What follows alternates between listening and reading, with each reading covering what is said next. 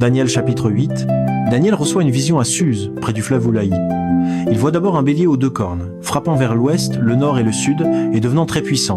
Puis un bouc venant de l'Occident, rapide et furieux, attaque le bélier, brise ses cornes et le terrasse. Au sommet de sa puissance, la grande corne du bouc se brise et 4 autres cornes surgissent aux 4 vents du ciel. De l'une d'elles sort une petite corne qui grandit, attaque l'armée céleste, renverse la vérité et s'élève contre le chef de l'armée, supprimant le sacrifice perpétuel et renversant son sanctuaire. Face à ce spectacle, Daniel entend 2 êtres saints dialoguer. Jusqu'à quand s'accomplira la vision concernant le sacrifice perpétuel et le péché dévastateur? Jusqu'à quand le sanctuaire et l'armée seront-ils foulés?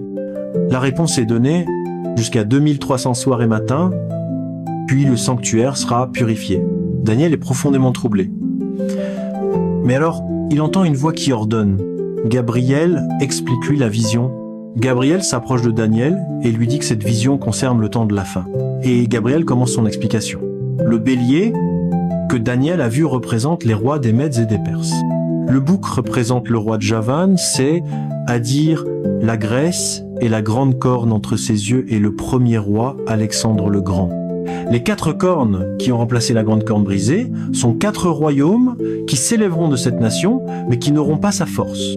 Nous avons déjà vu dans Daniel 2 et Daniel 7 que ces royaumes étaient aussi représentés autrement.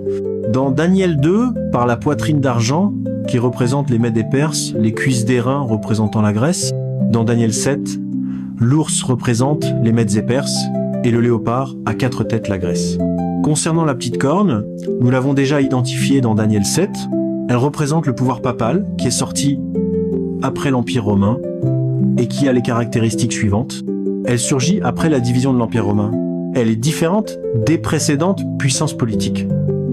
C'est une puissance politico-religieuse. Elle parle contre le Très-Haut. Elle domine pendant un temps des temps et la moitié d'un temps, soit 1260 jours prophétiques, donc 1260 ans, de 538 à 1798 après Jésus-Christ.